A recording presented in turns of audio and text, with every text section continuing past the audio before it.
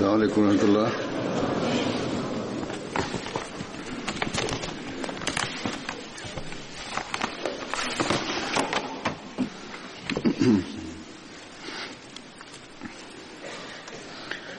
أشهد أن لا إله إلا الله وحده لا شريك له وأشهد أن محمدا عبده ورسوله أما بعد فأعوذ بالله من الشيطان الرجيم بسم الله الرحمن الرحيم الحمد لله رب العالمين الرحمن الرحيم مالك يوم الدين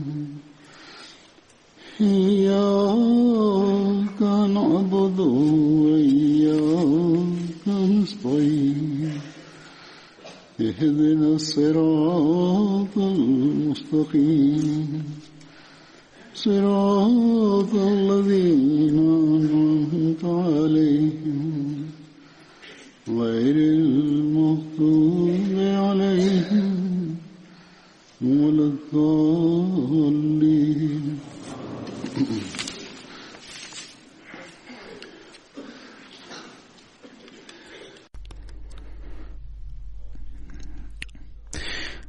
Über die Gefährten von Badr, über die ich berichten werde. Der erste davon ist Hazrat Abdullah bin Nabi Ansari. Hazrat Abdullah bin Arawi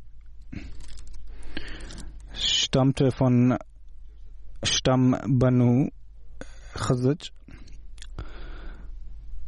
Seine Mutter hieß Fatima. Er war in der Bete Uqba Saniya beteiligt. Er hat in der Schlacht von Uhud und Mota auch teilgenommen und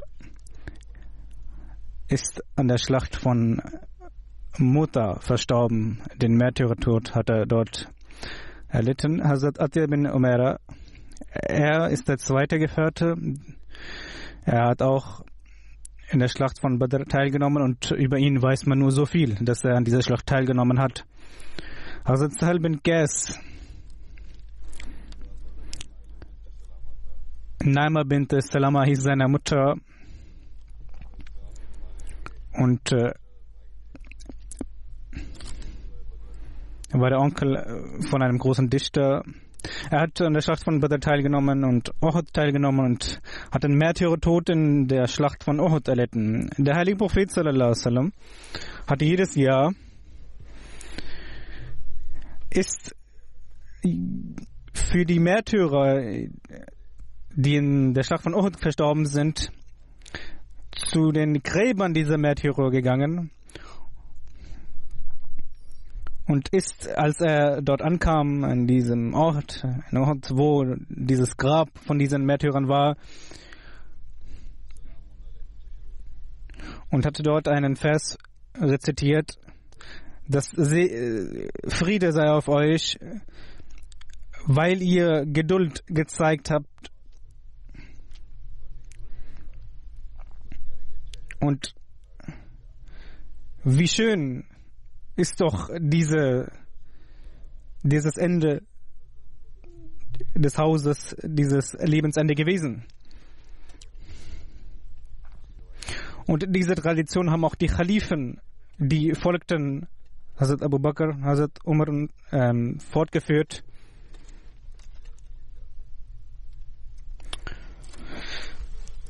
Der heilige Prophet sallallahu alaihi wasallam hat gesagt,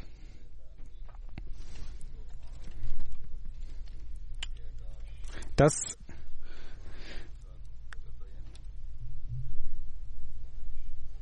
ich auch an diesem Tag den Märtyrertod erlitten hätte. Genauso als Sa'ad bin Abi Waqqas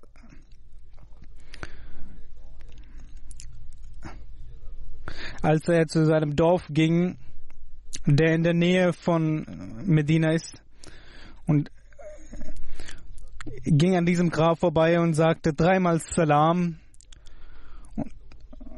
und schaute nach seinen Gefährten, die mit ihnen gingen, und sagte: Wollt ihr nicht Salam sagen zu diesen Menschen, Frieden sagen? Wer zu diesen Märtyrern Salam sagt, Frieden sagt, zu dem wird am jüngsten Tag Salam gesagt werden.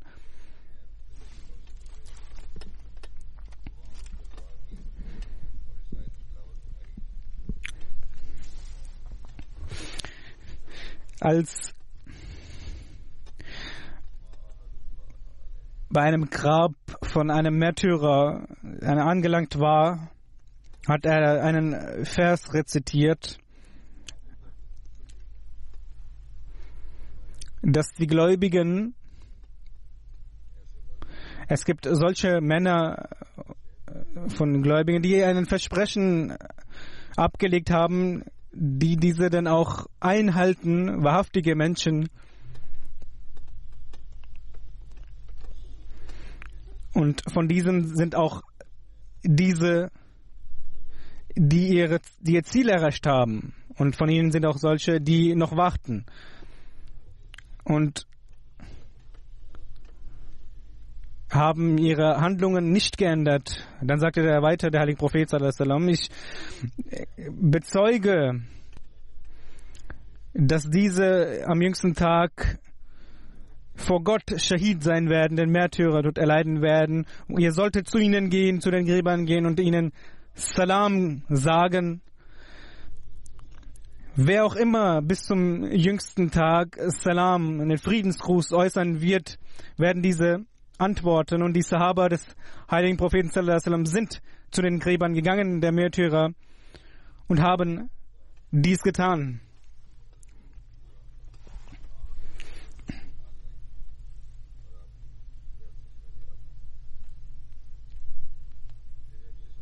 Der nächste Gefährte ist Hazrat Abdullah bin Umayr. Er stammt von Banu Dohman ab. Er hat in der Schlacht von Badr teilgenommen mit seinem Bruder, und er war auch in der Schlacht von Uhud beteiligt. Seine Frau hieß Sabit, die an den heiligen Propheten sallallahu alaihi wasallam geglaubt hat. Dieser Gefährte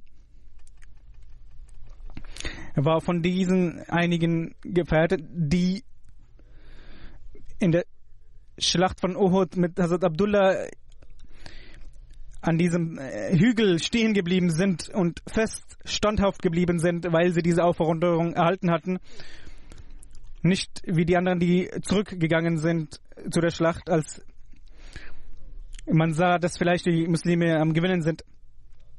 Und als dies gesagt wurde, als einige Muslime doch gingen, hat Hazrat Abdullah bin Jubair gesagt, das wurde uns beauftragt, dass wir hier bleiben sollen. Und bis zum Ende blieben nur noch ungefähr 10 übrig, und Khalid bin Walid und ein anderer von den Feinden hat dann damals von diesem Weg erneut einen Angriff geführt, Pfeile geschlagen und Pfeile geschossen, sodass daraufhin vom Sieg, den man sehen konnte, ein erneuter Rückschlag erlitten wurde. Und Mirza Bashir Ahmad schreibt dazu,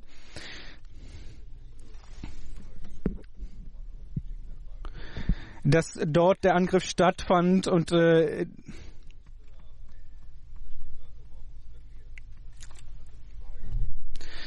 dass als die Schlacht von Uhud stattgefunden hat, man einen Platz einnahm. Vor ihnen war die Stadt, hinter ihnen war die Stadt Medina und die Berge waren vor ihnen. Sie hatten eine klare Sicht, und jedoch gab es einen Hügel, das zu besetzen gab. Dafür wurde Hazrat Abdullah bin Jubair beauftragt, diesen zu bewachen. Und der heilige Prophet sallallahu alaihi wasallam hat ihn sehr oft und mehrmals gesagt, dass er diesen Hügel bewachen soll. Und wenn ihr seht, dass die Feinde fliehen, sollt ihr trotzdem an euren Stützpunkt bleiben. Und wenn ihr seht, dass die Muslime Rückschläge erleiden und dass die Feinde siegreich sind, sollt ihr auch dort an eurem Ort bleiben. Es heißt sogar in der Überlieferung, dass wenn ihr seht, dass wenn die Vögel sogar unser totes Fleisch essen, sollt ihr dennoch nicht von eurem Platz, von eurem beauftragten Ort euch wegbewegen. So hat der heilige Prophet die Armee der Muslime in verschiedene Einheiten aufgeteilt und in verschiedene Aufgabenbereiche eingeteilt. Und als man dann sah, als der Sieg zu erkennen war der Muslime, und dann hat ein Gefährte zu Hazrat Abdullah gesagt, wir sehen hier den Sieg und geben Sie uns die Erlaubnis, dass wir auch daran teilnehmen und auch von den Segnungen erhalten, die an diesen letzten Minuten. Und Hazrat Abdullah hat diese Anweisung, die starke Anweisung ihn nochmals gegeben, die der heilige Prophet sallallahu alaihi wasallam ihn erteilt hatte. Doch dieser Gefährte hat es nicht erkannt, weil der Sieg zu ihm erkennen war. Und er sagte, diese Anweisungen und dieser Befehl vom heiligen Prophet sallallahu alaihi wasallam war, wenn wir nicht absolut sicher sind, dass wir am Siegen sind, sollen wir hier bleiben. Und wir sehen gerade, dass wir siegreich sein werden, und deshalb sollten wir gehen. Nun, am Ende sind dann mit Hazrat Abdullah bin Jubair nur noch 5 weitere geblieben, und die anderen sind dann zum Feld gelaufen, und Khalid bin Walid hat damals, als er noch ein Feind war, diese Lücke und derer gesehen, wo er einen Angriff führen könnte, und hat dann einen plötzlichen Angriff aus dieser Seite getätigt, was zu einem Verlust der Muslime führte von Menschenleben. Ein weiterer Gefährte, Ubayd bin Aus, hat in der Schlacht von Badr teilgenommen. Er hat in der Schlacht von Badr Hazrat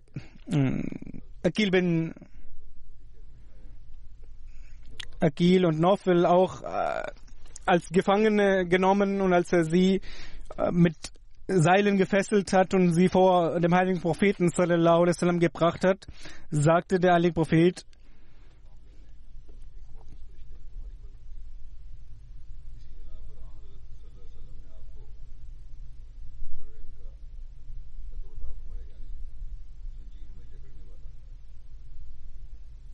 Hat der heilige Prophet sallallahu alaihi wasallam ihnen diese Namen gegeben, derjenige, der die Gefangenen gefesselt hat. Hazrat Ubayd bin Aus hat mit Hazrat Umama geheiratet, und sie hat auch an den heiligen Propheten sallallahu alaihi wasallam geglaubt und ihn angenommen.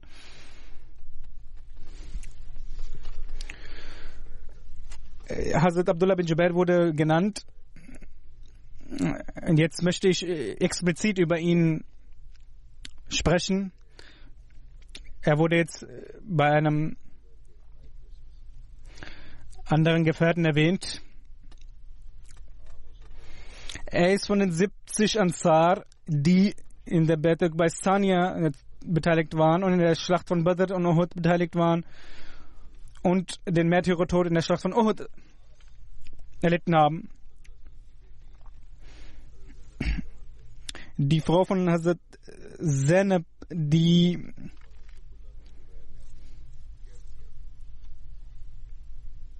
ihr Mann hat an der Schlacht teilgenommen gehabt, und also Abdullah bin Jubair hat ihn gefangen gehalten. Es heißt in Sirat Khatam an-Nabiyyin, Mirza Bashir Ahmad schreibt,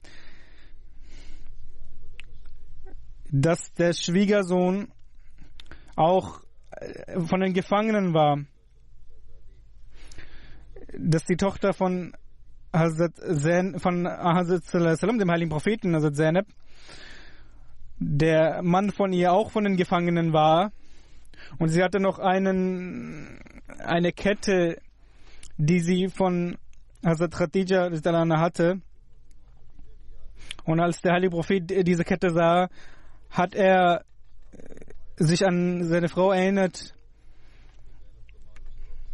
und hatte Tränen in den Augen und sagte zu den Gefährten: Wenn du mir erlaubst, würde ich die Beute, die wir von Zainab erhalten haben, wieder zurückgeben, ihr zurückgeben.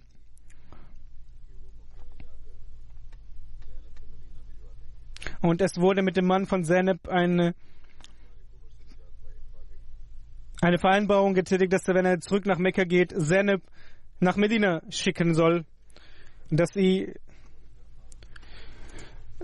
hierher auswandert. Aber als sie zurückgingen, sind beide dann nach Medina ausgewandert und Ehemann und Ehefrau waren nun in Medina.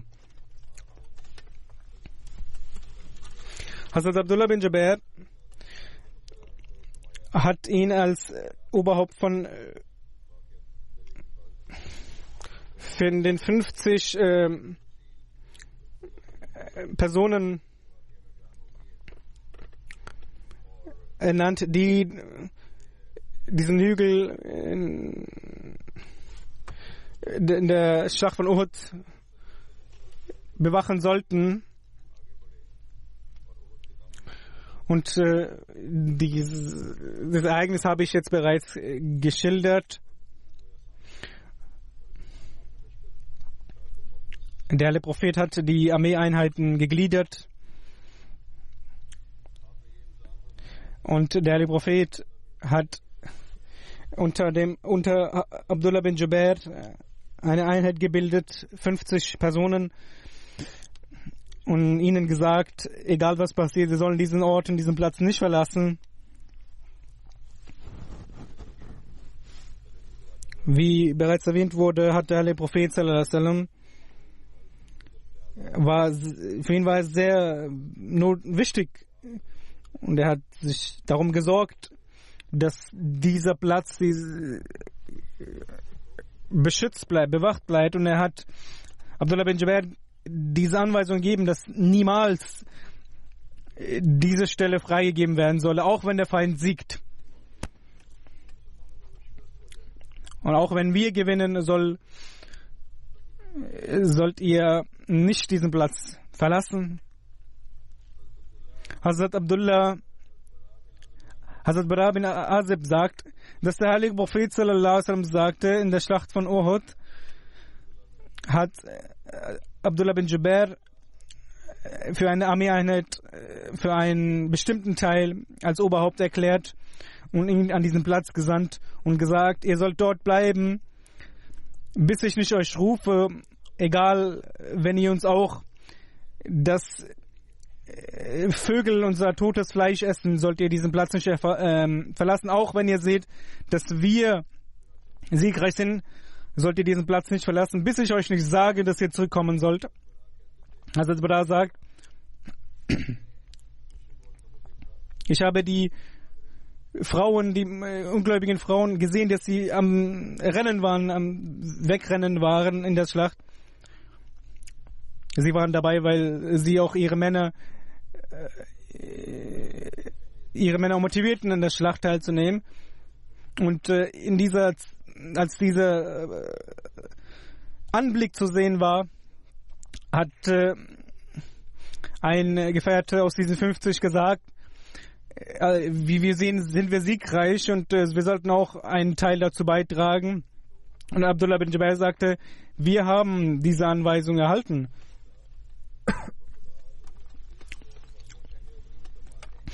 Und jedoch haben diese einige Gefährten, die verlassen wollten diese Stelle, sagten, wir wollen auch die Beute, wir wollen auch einen Teil davon beitragen und einen Teil davon erhalten, von der Beute auch. Und als sie nun diesen Platz verließen, hat sich der Sieg gab es keinen Sieg mehr, und über dieses Ereignis sagte der heilige Prophet sallallahu alaihi wasallam, sagt Gott über den heiligen Propheten sallallahu alaihi wasallam in der Surah Al-Imran, dass der heilige Prophet euch gerufen hat an einer bestimmten Stelle. Mit Abdullah bin Jubair blieben nur noch wenige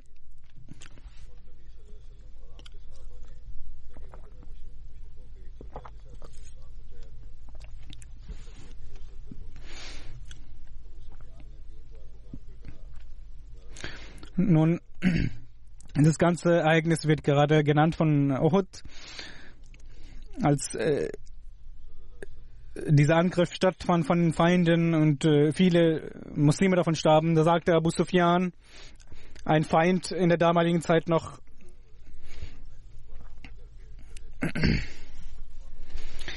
dass sie siegreich werden können. Und dass als dieses ganze Ereignis sich ereignete und die angegriffen wurde und viele Muslime starben, sagte er sagte, gibt es hier bei euch noch Mohammed? Und die Muslime blieben ruhig. Ist bei euch Abu Qahafa oder Ibn Khattab von euch enthalten, immer noch am Leben? Und hat es laut hervorgerufen und der heilige Prophet sagte, man solle nicht antworten. Und er ist dann zurückgegangen, ist zu seinen Anhängern gegangen und seinen Freunden. Er sagte, diese sind verstorben. Dies waren 3 Führer von ihm und von den Muslimen. Und die sind verstorben. Und Umar konnte sich nicht mehr kontrollieren und sagte, oh ihr Feinde Gottes, du hast es falsch gesagt. Die Namen, die du genannt hast, die sind alle am Leben. Und Abu Sufyan sagte, das ist die Rache von Badr und die Schlacht ereignet sich so, dass man einen Sieg und manchmal eine Niederlage erlangt. Ihr werdet solche Toten vorfinden, deren Nasen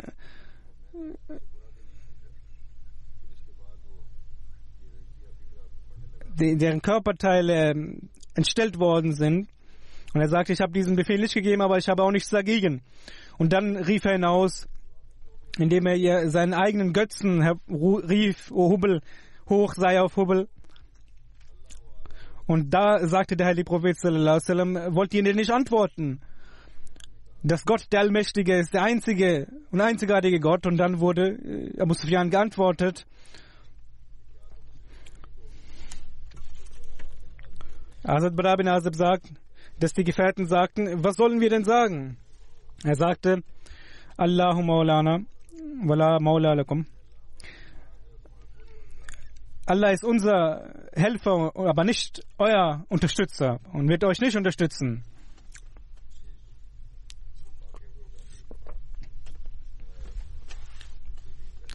Dieses Ereignis wurde ausführlich dargelegt von Mirza Bashir Sahib.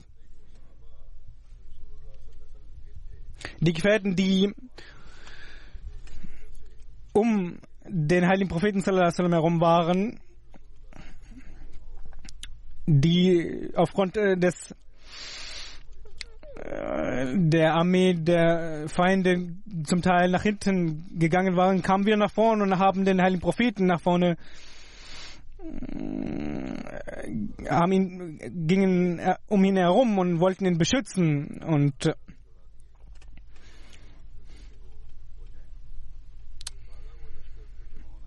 Und als dieser Angriff stattfand, als der heilige Prophet sallallahu alaihi wasallam auch kurz bewusstlos wurde und 2 Zähne verlor, ist er wieder erneut aufgestanden und hat befohlen den an Muslimen, dass sie standhaft bleiben sollen. Und als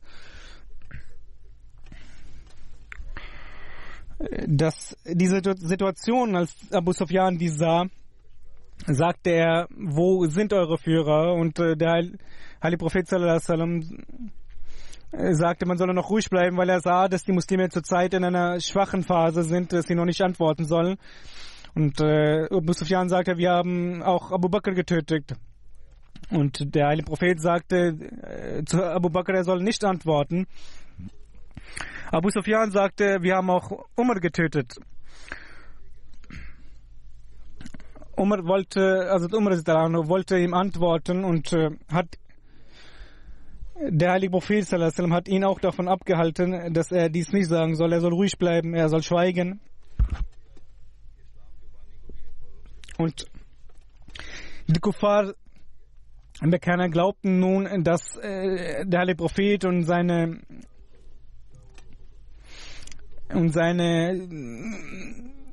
nahestehenden Abu Bakr und Umar gestorben sind.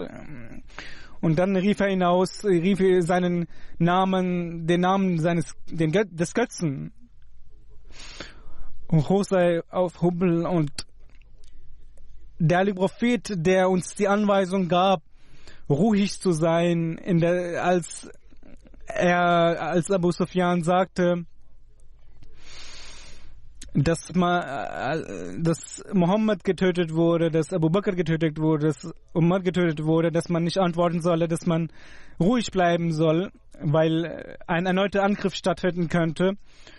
Doch als der einzige Gott, der eine Gott angegriffen wurde, sein Name verschmäht wurde, hat der heilige Prophet sallallahu alaihi wasallam selbst gesagt: Wieso antwortet ihr nicht? Und das ist der einzigartige Gott, der größte ist, der erhabene ist und der erhabenste von allen. Und als diese Antwort der Muslime kam, diese Antwort mit großer Kraft und Leidenschaft, haben die Feinde, die es gesehen haben, erschraken diese und sie hätten die Muslime erneut angreifen können und möglicherweise auch besiegen können, weil sie in der Mehrzahl waren. Jedoch waren sie in dieser Furcht nach dieser Antwort der Muslime, dass sie dies nicht mehr taten, und waren damit zufrieden, dass sie die Schlacht so beendet haben.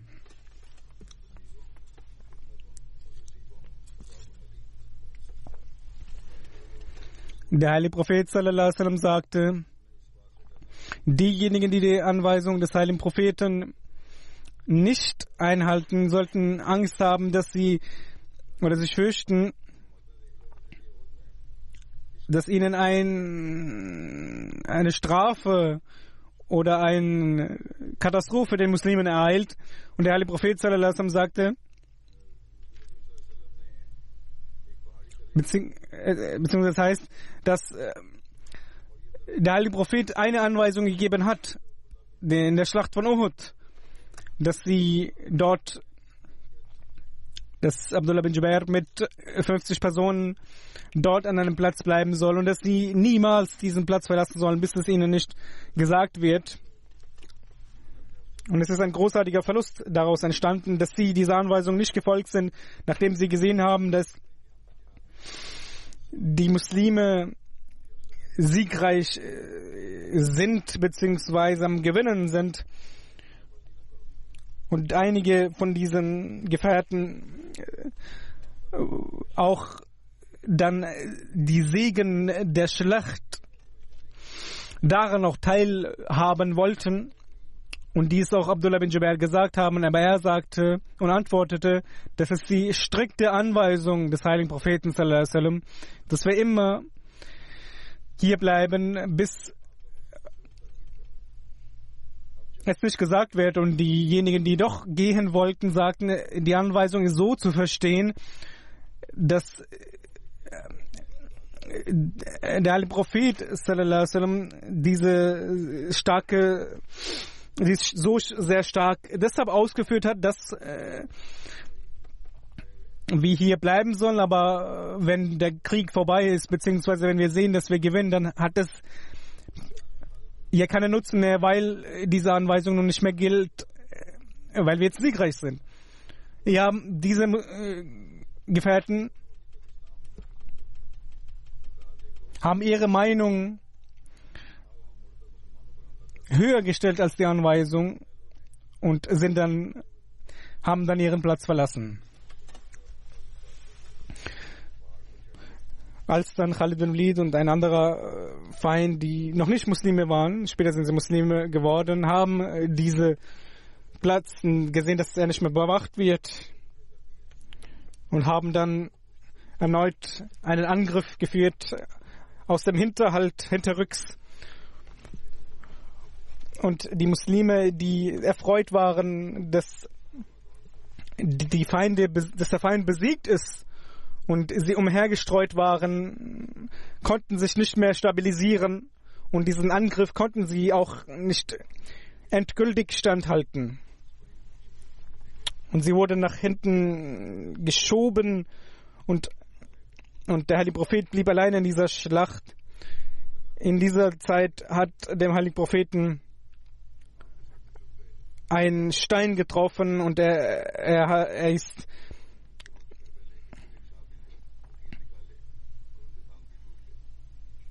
ihm hat auch ein Nagel getroffen und er wurde bewusstlos. Ein Gefährte hat diesen Nagel dann auch entfernt und er ist in einem Graben gefallen. Danach sind einige andere Gefährten, haben den Märtyrertod erlitten und diese Gefährten, ihre Körper sind auf den Körper des heiligen Propheten gefallen und dann hat sich das Gerücht verbreitet, dass der heilige Prophet verstorben ist. Doch die Gefährten, die nach hinten, die noch gelebt haben und die den Angriff nicht so standhaften konnten und nach hinten sich verschoben hatten, sind noch erneut nach vorne gekommen, haben sich um den Propheten versammelt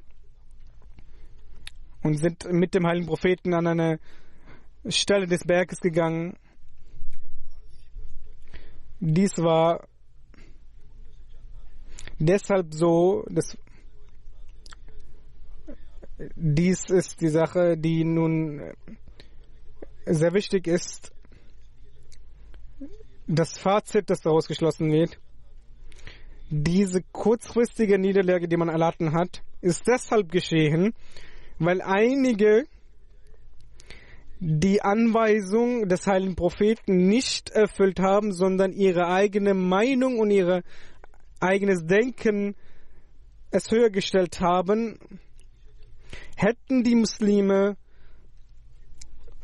Wären die Muslime dem heiligen Propheten gefolgt wie das Herzklopfen,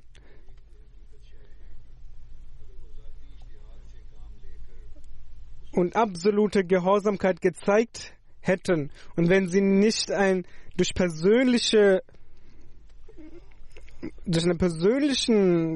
Denkweise und Meinung diese Schritte nicht getätigt hätten und absolut dieser Anweisung gefolgt wären, wäre dies nicht passiert. Das heißt, in diesem Vers auch, der dann offenbart wurde, sagt Allah den Muslimen, dass diejenigen, die an den heiligen Propheten sallam, die den Geboten des heiligen Propheten nicht vollständig folgen und ihre persönlichen Meinungen und Interpretationen diese als richtig erachten und die Gebote interpretieren, diese sollten Furcht haben, denn in diesem als resultierende Tatsache, dass sie dann nicht eine Schwierigkeit erleiden oder eine Niederlage bzw. eine Katastrophe erleiden. Das ist der Vers. Und dieser Geist sollte bestehen bleiben, dass wenn gesagt wird, man soll aufstehen, dann sollte man aufstehen, und wenn es heißt, dass man sich setzen soll, dann soll man sich setzen. Und die Gehorsamkeit sollte stets bestehen bleiben. Der Islam wird ja bleiben, doch die Hilfe der Muslime, die Hilfe von Gott, wenn sie nicht mehr den Geboten Allahs folgen, die wird dann nicht mehr da sein. Und was sehen wir heute? Wir sehen dies heute, den Zustand der Muslime, denn diese folgen nicht mehr den Geboten. Sie haben den Geboten des heiligen Propheten Also sie haben sie sehr interpretiert und ihre eigenen Denken, ihre eigene Interpretationen. Und dies ist ihr Leben, so verbringen sie ihr Leben und das Resultat sehen wir, wie der Zustand der Muslime zurzeit geworden ist. Und das ist auch eine Lehre für die Ahmadi-Muslime, dass wenn sie an den verheißten Messias geglaubt haben, dass sie absolute Gehorsamkeit zeigen und nur diese absolute Gehorsamkeit führt zum Erfolg. In einer anderen einen anderen Gefährten hatte ich genannt, Amr bin As.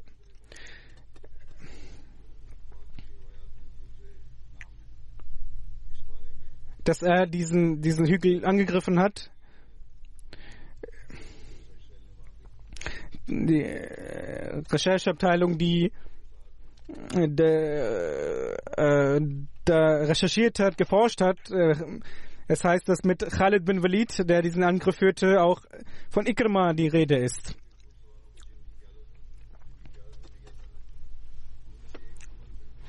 Es heißt aber auch, dass ein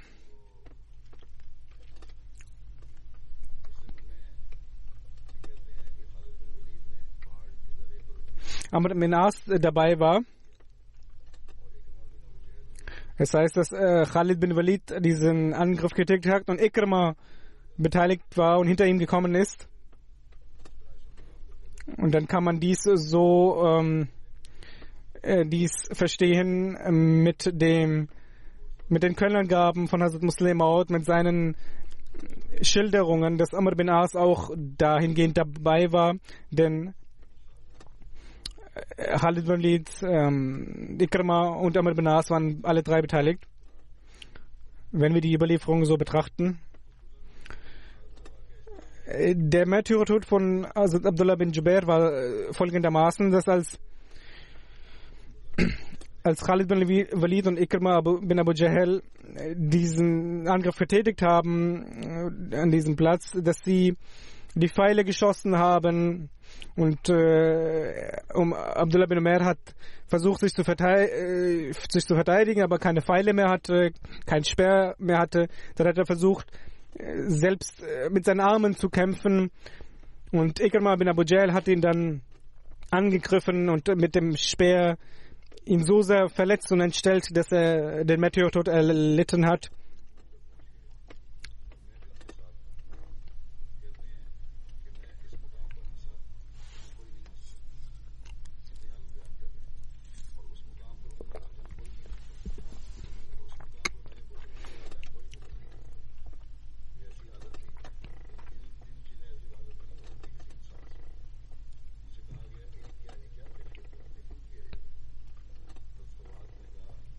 Khawat sagt, Hazrat Khawat hat mit einem anderen Gefährten Abdullah aufgehoben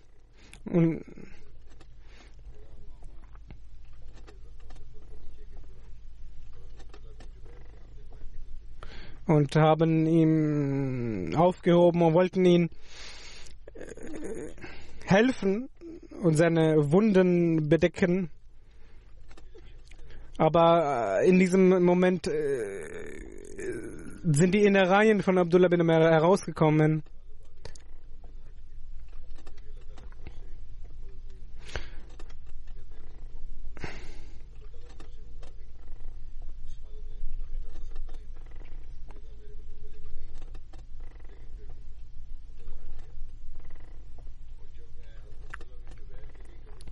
Das heißt auch, dass er beinahe verstorben wäre, als ein Pfeil geworfen wurde und er wäre fast verstorben. Heißt es, dass er kurz eingenickt ist und der Pfeil ihn verfehlt hat. Dann hat er das Grab für ihn ausgegraben und Abdullah bin Jubair ihn dort dann begraben.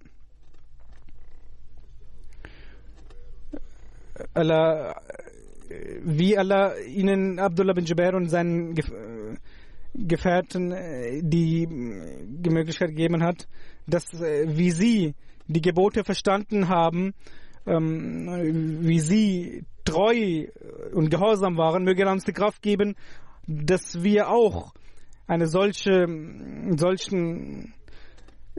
Treue und eine solche Gehorsamkeit zeigen. Nach den Gebeten werde ich ein Namaz al-Janaza leiten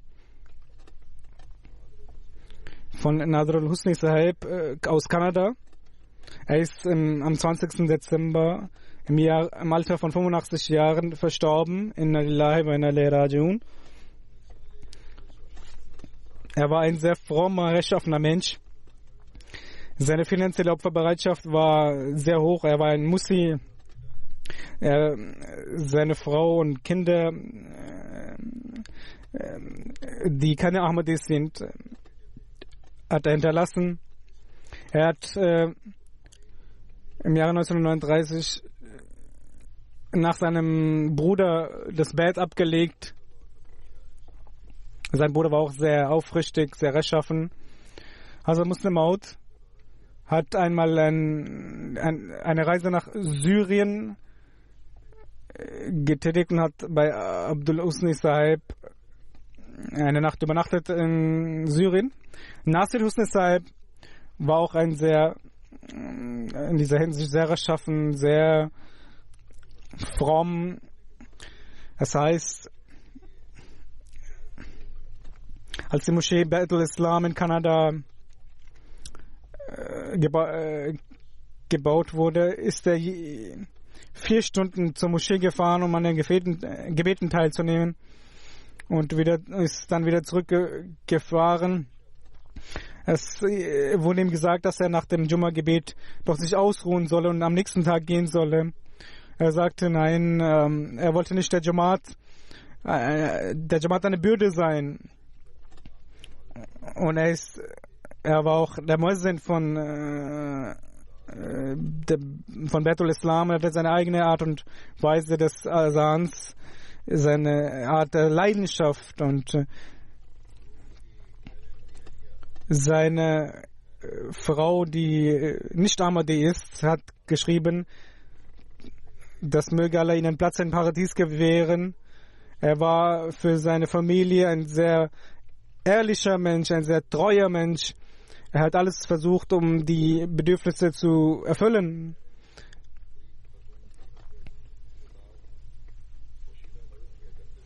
Er hat auch anderen geholfen, auch nicht Ahmadi Frauen geholfen. Ich habe in meinem Leben einen solch geduldigen Menschen in seiner Krankheit nicht gesehen. Er hat stets Alhamdulillah gesagt. Er war voller Gottesfurcht. Er hat die 5 Gebete, regelmäßig die 5 Gebete und das Tahajjud-Gebet verrichtet, und jeder, der ihn kennt, weiß von seiner Rechtschaffenheit, sagt seine Frau. Ein weiterer Bericht ist, dass in Syrien habe ich über Nasir al-Husni Sahib gehört. Als ich zurück nach Kanada ging, habe ich Nasir al-Husni Sahib in der Baitul Islam Moschee getroffen. Er war ein sehr rechtschaffener und sehr humorvoller Mensch. Ich habe in seinen Gesprächen habe ich die Liebe zum Khilafat gesehen und war auch sehr beeinflusst davon, und seine Regelmäßigkeit in den Gebeten war sehr beeindruckend. Wir sollten daraus eine Lehre ziehen. Das heißt, dass nach dem Tod seine Frau und die Kinder nach Toronto kamen, und ich habe die Möglichkeit erhalten, ihn bei der Bestattung Hilfe zu leisten. Seine Frau sagte, es gibt 3 Moscheen bei uns in der Nähe. Jede von diesen 3 Moscheen den Imame haben gefragt, wie die Beerdigung und die Bestattung stattfinden soll. Wir werden dabei helfen, aber die Frau sagte, er wird dort, beziehungsweise die Bestattung wird von der Moschee ausgehen, wo er immer zu gehen pflegte.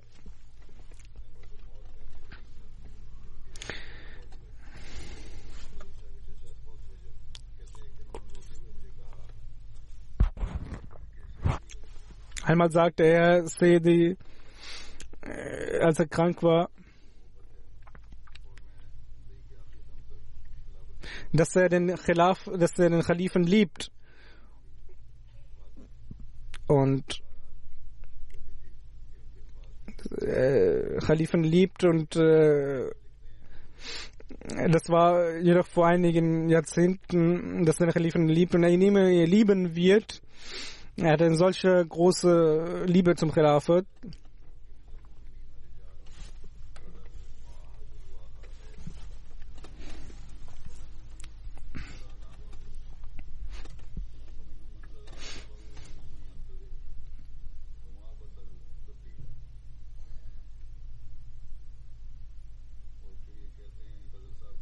Qazak Sahib sagt, er hat sehr viele Erinnerungen mit ihm, er hat eine sehr viele Erinnerungen auch mit den Khalifen. Nasser Husni Sahib, er hat den zweiten Khalifen gesehen in Syrien. Und im Jahre 1955 hat dort eine Versammlung stattgefunden. Er war an dieser Versammlung beteiligt. Also Muslim Maud hat in arabischer Sprache mit ihm gesprochen. Und nach dieser historischen Versammlung hat also Muslim Maud gesagt,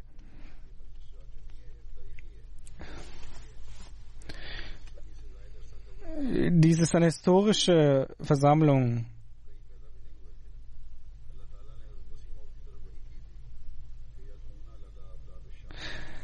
Er sagte, dass viele von euch gar nicht geboren waren, als der verheißene Messias eine Prophezeiung gegeben wurde, dass fromme Menschen aus Syrien für ihn beten werden. Und er sagte, nun, mit dieser Versammlung ist diese Sache in Erfüllung gegangen. Es gibt auch einige geschichtliche Fotos mit Hazrat Muslim Maud. Sein Neffe Husni Sahib, der in Tabshir arbeitet, sagt, er hat auch einen großen Kontakt mit Chaudhry Zafrullah Khan Sahib. Er hat auch ein Buch von Chaudhry Zafrullah Khan Sahib übersetzt. Er hat eine starke Bindung zur Jamaat gehabt. Er hat es nicht ertragen, wenn über den verheißenen Messias und über das Khilafat etwas gegen ihn in einer Diskussion mit Rada Ahmadis, mit Nicht-Ahmadis, wurde gesprochen und verschiedene Meinungsunterschiede wurden geäußert.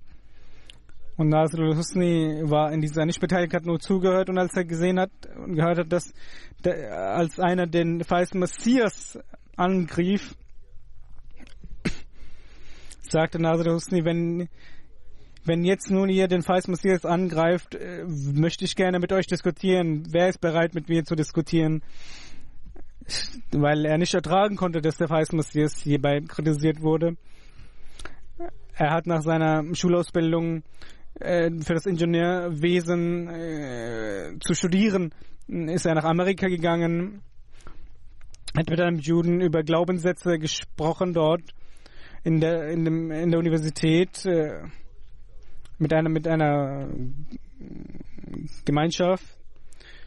Und als dieser keine Antwort hatte und als diese keine Antwort hatten, sind diese zum Direktor gegangen, haben gesagt, er soll damit aufhören, sonst werden wir dafür sorgen, dass er diese Uni verlässt. Und er hat dann selbst die Universität gewechselt. Er hat die Bücher des Weißen Messias al-Islam in Audio aufgenommen. Er hat auch versucht, die Urdu-Sprache zu lernen. Er hat die persischen Gedichtverse des Weißen Messias in Arabisch versucht zu übersetzen. Er hat seine Talente in der Übersetzung angewandt und auch war er in dem Team der Übersetzung von verschiedenen Büchern.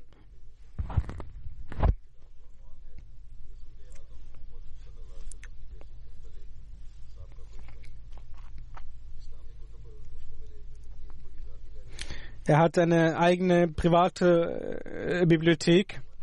Er hat das Testament gegeben, dass dies der Jamaat übergeben wird.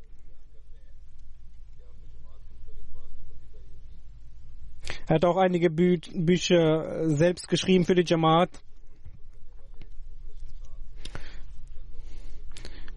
Er hat auch den Menschen auf die finanzielle Opferbereitschaft hingewiesen.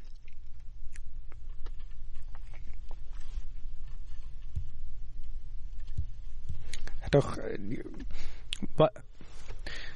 Abdul Razak Farad Sahib ist ein Besitzer, auch Lehrer in der Jamia Ahmadiyya in Qadian. Er sagt, er war sehr geduldig und sehr standhaft. In seinen letzten Jahren war er krank und auch durch eine Maschine wurde ihm Essen gewährt, weil er ein Problem mit dem Magen hatte. Auch in dieser Zeit, als es ihm ein bisschen besser ging, ist er zur Moschee gekommen.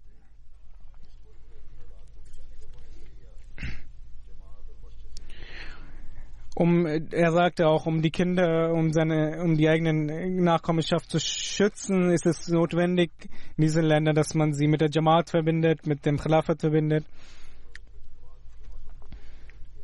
Er hat auch die Reden des Khalifen, die Freitagsansprachen, nachdem er diese gehört hat, hat er diese ausgedruckt und nochmals gelesen, in einem Ordner auch gesammelt. Er hatte auch die Übersetzungen, das Koran, das von dem 4. Khalifen, als dies begonnen hat, hat er auch aufgenommen und es heißt, dass er vor dem Fajr-Gebet stetig das Weinen vor dem Fajr-Gebet von Nasrul Sahib hörte, das Tahajjud-Gebet, in dem er das Tahajjud-Gebet verrichtete. Er hat in seinem Haus nur MTA geschaut und als es nicht mehr funktionierte, hat er jemanden gerufen, damit dies wiederhergestellt wird, dass er MTA schauen kann, und er hat gebetet, dass ihm die Möglichkeit gegeben wird, dass man den größten Nutzen von Khilafat erzielen kann, und er begann stets zu weinen, als er dieses Gebet verrichtete. Möge Allah seine Ränge erhöhen und auch seine Familie die Möglichkeit geben, dass sie den verheißten Messias erkennen, und die Gebete, die für die er getätigt hat und gebetet hat, möge Allah diese erfüllen. Amen.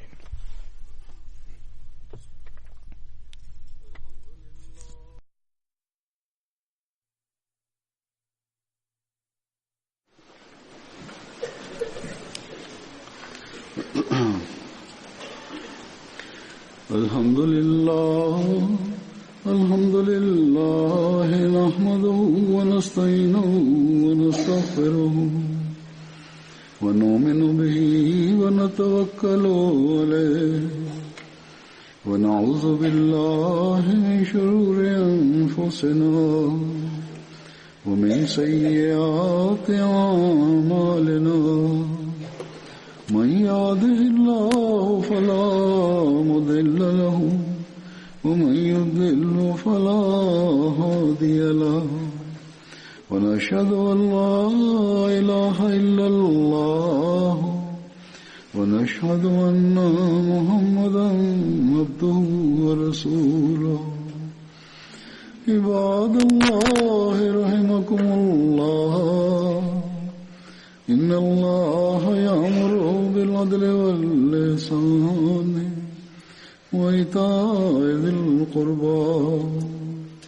وينهى عن الفحشاء والمنكر والبغي يعظكم لعلكم تذكرون اذكروا الله يذكركم وادعوه يستجب لكم ولذكر الله أكبر. أكبر